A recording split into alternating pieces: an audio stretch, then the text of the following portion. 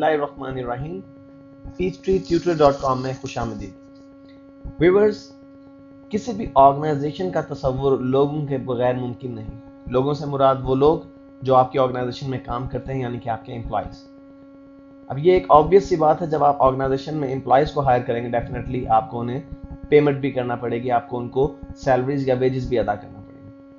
इस चैप्टर में व्यूअर्स हमारा फोकस रहेगा कि हम पीचट्री अकाउंटिंग सॉफ्टवेयर के पेरोल सेटअप को इस्तेमाल करते हुए अपने एम्प्लॉयज की पेरोल्स को किस तरह से रिकॉर्ड कर सकते हैं और उसका सेटअप पहले हम किस तरह से क्रिएट कर सकते हैं। तो व्यूअर्स, पहला काम हमें ये करना है कि अपने पेरोल सेटअप को क्रिएट करना है, क्योंकि अभी तक हमने अपना पेरोल सेटअप क्रिएट नहीं किया। तो उसके लिए हमारे पास इस वक्त पीचट्री अकाउंटिंग सॉफ्टवेयर में असद कंप्यूटर्स यानी हमारे सैंपल डाटा कंपनी का सेटअप इस वक्त ओपन है। तो व्यूअर्स, सबसे पहले हमें करना यह है कि अपनी कंपनी का एम्प्लॉय सेटअप क्रिएट करना है। उसके लिए व्यूअर्स आप मेंटेन के मेन्यू में से डिफॉल्ट इंफॉर्मेशन को सिलेक्ट कीजिए और डिफॉल्ट इंफॉर्मेशन में से व्यूअर्स आप पेरोल सेटअप विजिट को सिलेक्ट कीजिए, क्योंकि बेसिकली अभी तक हमने चूंकि अपनी कंपनी का सेटअप ही पेरोल के हवाले से इस पर नहीं चलाया इस कंपनी पे, तो पहला काम हमें यही करना है कि अपनी कंपनी का पेरोल सेटअप इस पर सेट करना है। तो मैं इसलिए पेरोल सेटअप विजिट को सिलेक्ट करता हूँ। व्यूअर्स, ये एक विजिट है। विजिट से मुराद ये कि एक प्रोसीजर है, एक सीक्वेंस वाइज प्रोसीजर है जिसमें आपको इन्फॉर्मेशन एंटर करता जाना है और नेक्स्ट स्टेप पर जंप करते जाना है आपको। तो मैं नेक्स्ट के बटन पर क्लिक करता हूँ। व्यूअर्स, पहला काम जो आपको बताना है अपने सॉफ्टवेयर को ये है कि आप किस स्टेट में अपने एम्प्लॉयज को पे करते हैं। आप जानते हैं कि पीचट्री एक अमेरिकन मेड सॉफ्टवेयर है, यूएस बेस्ड सॉफ्टवेयर है और इसमें अमेरिका की तमाम रियासतें यहाँ पर एंटर हैं। आपको अल्टीमेटली अपनी कोई ना कोई रियासत सिलेक्ट करना पड़ेगी। हालांकि अगर आप पाकिस्तान में हैं डेफिनेटली तो आप किसी भी स्टेट के कानून को फॉलो करने के लिए ऑब्लाइज नहीं है, क्योंकि आप पाकिस्तान के कानून को फॉलो करेंगे। लेकिन अगर आपको पीचट्री का पेरोल सेटअप इस्तेमाल करना है तो उसके लिए आपको एक स्टेट को जरूर सिलेक्ट करना है। आप स्टेट सिलेक्ट किए बिना आगे नहीं जा सकते। उसके बाद व्यूअर्स, आपके पास एक ऑप्शनल चीज है कि आप फिल करना चाहें unemployment percentage of your company, यानी सालाना आपकी कंपनी के कितने परसेंट एम्प्लॉयज जो छोड़ जाते हैं आपकी ऑर्गेनाइजेशन को। ये एक ऑप्शनल चीज है, अगर आप इसको सिलेक्ट करना चाहें, एंटर करना चाहें रहना तो एंटर कर सकते हैं, अदरवाइज आप इसे इंटैक्ट छोड़ सकते हैं। नेक्स्ट आप ये बताना चाहते हैं, अगर आप चाहते हैं कि आप अपने एम्प्लॉयज के मील्स यानी वो खाना वगैरह जो खाते हैं आपकी ऑर्गेनाइजेशन में उसको भी ट्रैक करना चाहते हैं या नहीं, तो हम इसको नो ही रहने देते हैं और नेक्स्ट के बटन पर क्लिक करते हैं। व्यूअर्स, यहाँ पे हमें 3 अकाउंट्स को लिंक करवाना है। एक होगा आपका ग्रॉस पे अकाउंट जिसमें आपके तमाम सैलरी के एक्सपेंसेस रिकॉर्ड होंगे। दूसरा व्यूअर्स आपका tax liability account. Tax liability account से क्या मुराद है? व्यूअर्स, जब आप एम्प्लॉयज को सैलरी पे करते हैं तो डेफिनेटली उनकी सैलरीज में से कुछ टैक्सेस की डिडक्शन होती हैं। उन डिडक्शंस को आप रिकॉर्ड करते हैं एक लायबिलिटी अकाउंट में, क्योंकि जाहिर सी बात है वो डिडक्शंस फौरी तौर पर आप टैक्स अथॉरिटीज को पे नहीं कर देते, बल्कि आफ्टर स्पेसिफाइड टाइम पीरियड आप उन्हें पे करते हैं। इसलिए एक आपको टैक्स लायबिलिटी अकाउंट क्रिएट करना है अपना और उसे लिंक करवाना है यहाँ पे, और एक है आपका टैक्स एक्सपेंस अकाउंट। व्यूअर्स, कुछ टैक्स तो वो है जो एम्प्लॉयज अपने सैलरीज में से डिडक्ट करवाते हैं और कुछ टैक्सेस ऐसे हैं जो एम्प्लॉयर को कंट्रीब्यूट करना पड़ते हैं एम्प्लॉयज के बिहाफ पे। तो आपको इस वक्त 3 अकाउंट्स क्रिएट करने हैं और उन तीनों अकाउंट्स को यहाँ पे लिंक करवाना है। इसके लिए आपको जो है वो चार्ट ऑफ अकाउंट में जाने की जरूरत नहीं, बल्कि आप डायरेक्टली यहाँ से मैग्नीफायर के बटन पर क्लिक कीजिए। अभी तक चूंकि मैंने अपना सैलरी का अकाउंट मेंटेन नहीं किया तो मैं यहाँ से न्यू के बटन को सिलेक्ट कर लेता हूँ, क्योंकि मुझे एक नया चार्ट ऑफ अकाउंट में एक अकाउंट ऐड करना है जो कि मेरा सैलरी एक्सपेंस का अकाउंट है। आप जानते हैं व्यूअर्स कि हमारे जो एक्सपेंसेस के अकाउंट्स हैं उनकी जो चार्ट हमारा अकाउंट आईडीज की कैटेगरीज 6000 से लेकर 6999 तक है। तो मैं 6003 अकाउंट आईडी एंटर करता हूँ, लेकिन 6003 मेरे पास ऑलरेडी एंटर्ड है। तो मैं देख लेता हूँ कि 6000 के सीरियल में मैं कहाँ तक अकाउंट आईडीज एलोकेट कर चुका हूँ। मैं 6004 तक अकाउंट आईडीज एलोकेट कर चुका हूँ, इसलिए मैं 6005 अकाउंट आईडी एलोकेट कर रहा हूँ। और व्यूअर्स, मुझे इसका नाम डिसाइड करना है, तो मैं इसका नाम रखता हूँ सैलरी एक्सपेंस। और अकाउंट टाइप मुझे डिसाइड करनी है, डेफिनेटली हमारे लिए एक्सपेंस है, तो मैं इसे एक्सपेंस को सिलेक्ट करके सेव कर लेता हूँ। व्यूअर्स, इसके बाद मैं इसे क्लोज कर देता हूँ। अब हमारा एक अकाउंट लिंक हो चुका है जो कि हमारा ग्रॉस पे अकाउंट है, यानी हमारा सैलरी एक्सपेंस का अकाउंट। दूसरी चीज व्यूअर्स जो आपको यहाँ पर लिंक करवानी है वो आपका टैक्स लायबिलिटी अकाउंट। अभी हमने ये अकाउंट भी क्रिएट नहीं किया, इसलिए हम यहाँ पे इस मैग्नीफायर पर क्लिक करते हैं और यहाँ से हम न्यू के बटन पर क्लिक करके अपना एक टैक्स लाइबिलिटी अकाउंट जो है व्यूवर्स हम क्रिएट करेंगे। आप जानते हैं कि हमारी जो लाइबिलिटीज हैं उनके अकाउंट आईडीज 2000 से लेकर 2009 से 99 तक हैं, इसलिए मैं 2002 अकाउंट आईडी एलोकेट करता हूँ अपने टैक्स लाइबिलिटी अकाउंट को। और व्यूवर्स इसकी मैं डिस्क्रिप्शन में इसका नाम एंटर करता हूँ payroll taxes payable.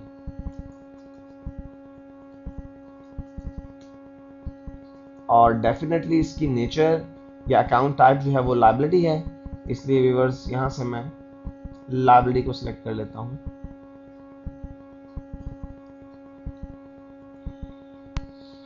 Other current liabilities को मैं सिलेक्ट कर लेता हूँ व्यूवर्स, क्योंकि हमारी करंट लाइबिलिटी होती है विद इन 1 ईयर हमें पे कर देना होती है ये। ऐसा करने के बाद मैं ऐसे सेव के बटन पर क्लिक करता हूँ और इस विंडो को क्लोज कर देता हूँ। लीजिए व्यूअर्स हमारा दूसरा अकाउंट भी यहाँ पे लिंक हो चुका है और तीसरा अकाउंट है हमारा टैक्स एक्सपेंसेस का अकाउंट, जो अकाउंट अभी हमने क्रिएट नहीं किया और लिंक भी नहीं करवाया, तो इसको भी बिल्कुल उसी तरीके से हम न्यू के बटन को क्लिक करके एक नया अकाउंट आईडी जनरेट करते हैं जो कि हमारा टैक्स एक्सपेंस अकाउंट होगा या पेरोल टैक्सेस एक्सपेंस का अकाउंट होगा। तो एक्सपेंसेस की कैटेगरी आप जानते हैं कि 6000 की कैटेगरी में आते हैं अकाउंट आईडीज उनके, और मैं 6005 तक अकाउंट आईडीज पहले ही एलोकेट कर चुका हूँ, इसलिए मैं अकाउंट आईडी नंबर 6006 एलोकेट करता हूँ। और उसके बाद व्यूअर्स मुझे इसकी डिस्क्रिप्शन या नाम एंटर करना है, तो मैं पेरोल टैक्स एक्सपेंसेस का नाम देता हूँ इसे, और अकाउंट टाइप में डेफिनेटली मैं एक्सपेंस को सिलेक्ट करूंगा क्योंकि ये भी मेरा एक्सपेंस है। मैं इसको सेव करता हूँ और यहाँ से क्लोज कर देता हूँ।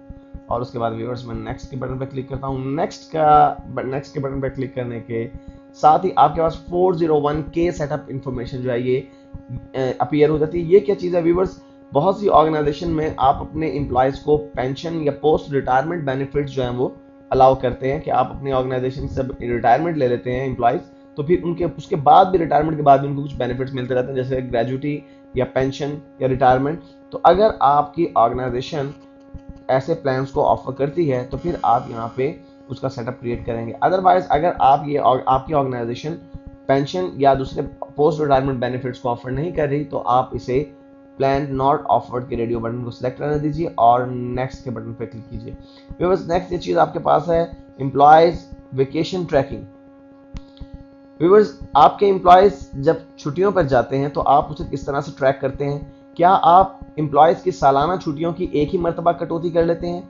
क्या आप एम्प्लॉयज की हर महीने के आखिर पे पेरोल अदा करते वक्त वेकेशंस को काउंट करके उसकी डिडक्शन कर लेते हैं? या आपकी ऑर्गेनाइजेशन में छुट्टियों की सूरत में कोई कटौती होती ही नहीं, उस सूरत में आप वेकेशन टाइम नॉट ट्रैक्ड को सिलेक्ट करेंगे और जैसा कि मैं इस वक्त भी करूंगा और नेक्स्ट के बटन पे व्यूअर्स मैं इसको क्लिक कर दूंगा। नेक्स्ट है व्यूअर्स ट्रैकिंग सिक टाइम, यानी अगर आपके एम्प्लॉयज बीमार हो जाते हैं और उस सूरत में वो आप कह सकते हैं कि सिक लीव पर होते हैं, तो इस लीव पर चाहे वो शॉर्ट लीव हो चाहे वो फुल लीव हो, क्या आप उसे ट्रैक करते हैं या नहीं करते? क्योंकि जाहिर सी बात है अगर आप ट्रैक करते हैं तो उस एम्प्लॉय की जो है वो सैलरी उतने ही हिसाब से रिड्यूस हो जाएगी, डिडक्ट होगी जितने के उसने छुट्टियां की होंगी। लेकिन हम यहाँ पे अज्यूम करते हैं कि हम उनके सिक टाइम को रिकॉर्ड नहीं करते। और नेक्स्ट जो ही हम करते हैं पेरोल सेटअप कंप्लीट हो चुका है, मैं इसे फिनिश कर देता हूँ। लीजिए व्यूअर्स हमने अपनी पेरोल की सेटअप को जो है वो क्रिएट कर दिया है। अब हमें करना ये है कि अपने एम्प्लॉयज को 1 बाय 1 एंटर करना है अपने इस पेरोल के सेटअप में। तो एम्प्लॉयज को एंटर करने के लिए मैं मेंटेन के मेन्यू में से एम्प्लॉयज या सेल्स रिप्रेजेंटेटिव के ऑप्शन को सिलेक्ट करता हूँ। व्यूअर्स ये ऐसी मिलती जुलती विंडो आप पहले भी बहुत मरतबा देख चुके हैं कि आपके ये वो लोग हैं, ये ऐसी विंडो है जिसकी मदद से आप अपने चार्ट ऑफ अकाउंट्स में चार्ट ऑफ अकाउंट्स भी ऐड करते हैं, अपनी इन्वेंट्री आइटम भी इसी मिलती जुलती विंडो में आप एंटर किया करते हैं। तो इस वक्त हमें अपने एम्प्लॉयज का रिकॉर्ड एंटर करना है, तो मैं एम्प्लॉयज का रिकॉर्ड एंटर करने के लिए आपके पास ये जो फॉर्म अवेलेबल है इसमें डिफरेंट टैब्स हैं। इसमें जो पहला टैब वो जनरल का है, डेफिनेटली इसमें आप पहले अपने एम्प्लॉय का आईडी, अगर कोई एम्प्लॉय आईडी आपके पास हो या आप अपने एम्प्लॉयज को कोई आईडी देंगे तो आप उसे एम्प्लॉय आईडी यहाँ पे एंटर करेंगे। फॉर एग्जांपल एम्प्लॉय मैं EMP1 इसका एम्प्लॉय आईडी रखता हूँ अपने पहले एम्प्लॉय का, और उसका first name for example Mohammed है, मिडिल नेम नहीं है कुछ, और मैं मिडिल नेम को छोड़ के लास्ट नेम असलम कर देता हूँ। मोहम्मद असलम हमारे एम्प्लॉय का नाम है।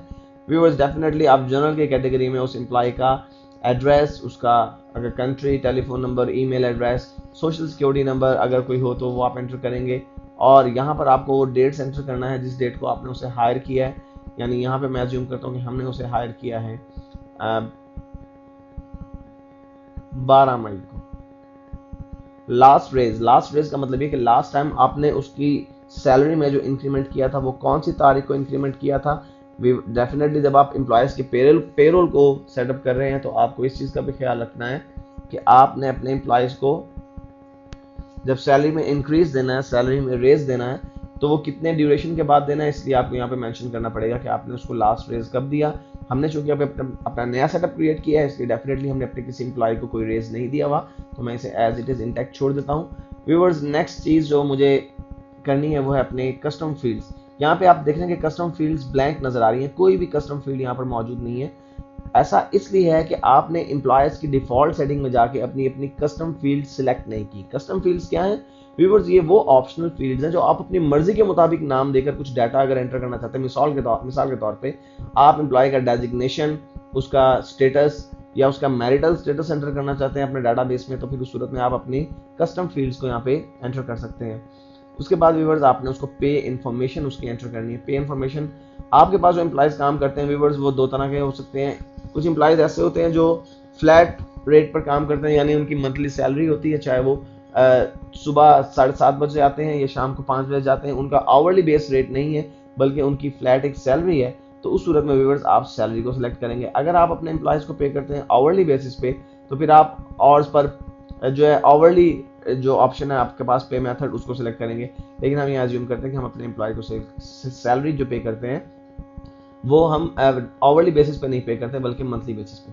और व्यूअर्स यहाँ पे फ्रीक्वेंसी, आप अपने एम्प्लॉयज को कितना अर्ली कितने दिनों के बाद सैलरी पे करते हैं। फॉरेन कंट्रीज में स्पेशली यूएसए में एम्प्लॉयज को वीकली बेसिस पे किया जाता है या बाय वीकली पे किया जाता है, यानी 2 हफ्तों के बाद। लेकिन हम चाहते हैं कि हम अपने एम्प्लॉयज को मंथली बेसिस के ऊपर पे करें। और उसके बाद व्यूअर्स आपने करना ये है कि आप बेसिकली अपना जो आपका अकाउंट है, सैलरी एक्सपेंस का अकाउंट, उसे आप ऑलरेडी एंटर कर चुके हैं। अगर आप देखना चाहें तो देखिए, जब आपने अपना सेटअप क्रिएट किया था एम्प्लॉयज का, तो आपने 6005 नाम का सैलरी एक्सपेंस अकाउंट बनाया था जो कि ऑलरेडी यहाँ पे कनेक्टेड है और लिंक्ड है।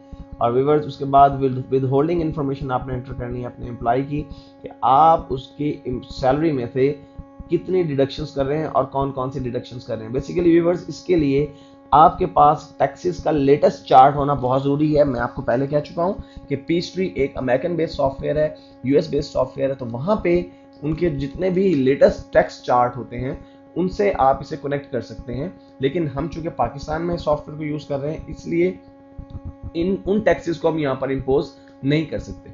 एनीहाउ, अगर आप टैक्सेस को इम्पोज करना चाहते हैं तो आपको अपने एम्प्लॉय का जो स्टेटस है वो डिसाइड करना पड़ेगा, क्योंकि वहां पर फॉरेन कंट्रीज में जो टैक्सेस लगते हैं उनके कुछ नाम इस तरह से हैं या कुछ कैटेगरीज बनी हुई हैं। कुछ टैक्सेस फेडरल होते हैं, यानी जो आपकी वफाकी हुकूमत वहां पे टैक्सेस चार्ज करती है, और कुछ टैक्सेस स्टेट की तरफ से होते हैं जो आपके डिफरेंट स्टेट्स हैं, 52 रियासतें हैं अमेरिका की, वो रियासतें जो है वो चार्ज करती हैं। और उसके बाद रियासतों के अंदर डेफिनेटली सिटीज हैं, तो वो लोकल टैक्सेस भी हो सकते हैं। आपके यहाँ पर 5 किस्म की मेन कैटेगरीज हैं: federal taxes, state taxes, local taxes, 401k यानी आपके पोस्ट रिटायरमेंट बेनिफिट्स, और अगर उसके अलावा कोई स्पेशल किस्म के आप टैक्सेस चार्ज कर रहे हैं तो डेफिनेटली आप वो टैक्सेस भी यहाँ पर एंटर कर सकते हैं।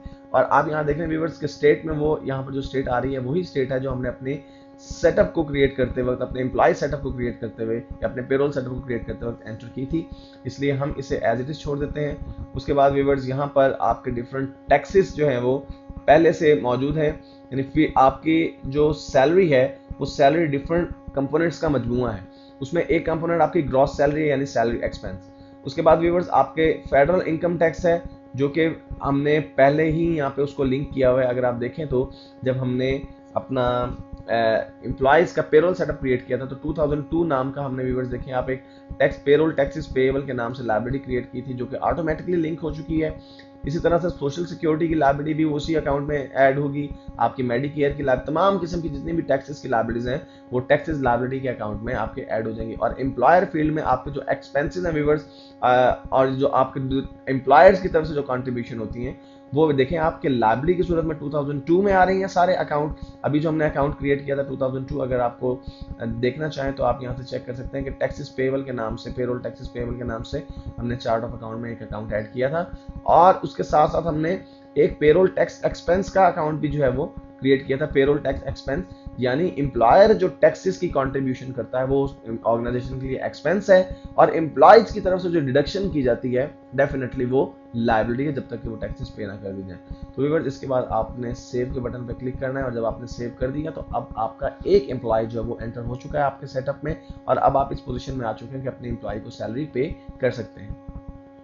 और व्यूअर्स अब जबकि आप अपने एम्प्लॉयज का पेरोल सेटअप भी क्रिएट कर चुके हैं और आपने एक एम्प्लॉय को ऐड भी कर दिया, तो अब आप अगर एम्प्लॉय की पेरोल को रिकॉर्ड करना चाहते हैं, यानी आपने उसको जब सैलरी दी तो उसे रिकॉर्ड करना चाहते हैं तो आप रिकॉर्ड कर सकते हैं। लेकिन मैं आपको एक बात बताना चाहता हूं कि आप पीचट्री में उस वक्त तक पेरोल रिकॉर्ड नहीं कर सकते जब तक कि आपके पास करंट टैक्स टेबल मौजूद ना हो, क्योंकि जो भी टैक्स की डिडक्शंस होंगी या टैक्स की कॉन्ट्रीब्यूशंस होंगी एम्प्लॉयर्स की तरफ से या एम्प्लॉय की जो डिडक्शन होगी वो करंट टैक्स बेसिस के ऊपर होगी। और मैं आपको पहले बता चुका हूं कि ये सॉफ्टवेयर यूएस बेस्ड सॉफ्टवेयर है, इसलिए ये उन्हीं टैक्सेस टेबल्स को एक्सेस करने की कोशिश करता है जो कि यूएस टैक्स आप कह सकते हैं कि स्ट्रक्चर के बेस पर बने हुए होते हैं। लेकिन हम यहाँ पे दिखाते हैं कि आपको जब पेरोल एंटर करनी है तो आप एंटर कैसे करेंगे।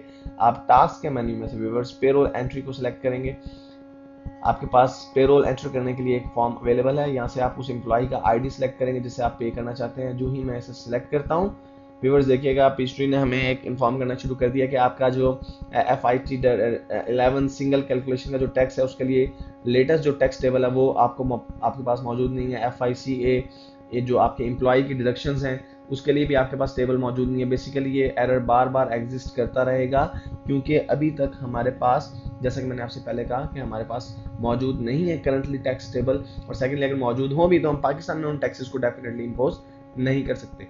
तो इसलिए व्यूअर्स एम्प्लॉयज़ की सैलरी को अदा करने का ज़्यादा बेहतर तरीका पाकिस्तान के अंदर रहते हुए अगर आपको इस्तेमाल करना है तो ज़्यादा आसान या बेहतर तरीका ये है कि आप जर्नल एंट्री की मदद से भी अपनी सैलरी एक्सपेंस को रिकॉर्ड कर सकते हैं। और उसका प्रोसीजर सिंपली ये है कि जब आप एम्प्लॉय को सैलरी पे करें तो उस वक्त जितनी आपने सैलरी पे की है उसके उतनी ही अमाउंट का आप सैलरी एक्सपेंस को डेबिट कर दें, और जितनी टैक्सेस की आप डिडक्शन कर रहे हैं उन टैक्सेस को आप लायबिलिटी के तौर पे क्रेडिट कर दें। बाकी जो कैश है आप उसको कैश को क्रेडिट कर दें। फॉर एग्जांपल एक एम्प्लॉय की सैलरी 10,000 है, जिसमें से आप उसे करंटली जो सैलरी पे कर रहे हैं वो 8,000 पे कर रहे हैं, और 2,000 रुपए की आप डिडक्शन जो है वो रिकॉर्ड कर रहे हैं कि 2,000 रुपए आपने डिडक्शन काटी है एम्प्लॉय की सैलरी में से, डिडक्ट किए हैं डिफरेंट टैक्सेस की सूरत में। तो उसके लिए आपको जितनी भी डिडक्शंस करनी है उनके लिए आपको अलग-अलग अकाउंट्स बनाने होंगे अपने चार्ट ऑफ अकाउंट्स। और जब आप जर्नल एंट्री रिकॉर्ड करेंगे तो सिंपली आप सैलरी एक्सपेंस को डेबिट कर देंगे 10,000 से, और कैश को क्रेडिट करेंगे 8,000 से, क्योंकि करंटली आप पे कर रहे हैं उसे कैश सिर्फ 8,000, और 2,000 से उन लाइबिलिटीज के जो आपने अकाउंट्स क्रिएट किए होंगे उन्हें आप क्रेडिट कर देंगे। पाकिस्तान में अगर आप पीचट्री को यूज करना चाहते हैं तो इसका यही एक तरीका है जिसकी वजह से आप पेरोल को रिकॉर्ड कर सकते हैं।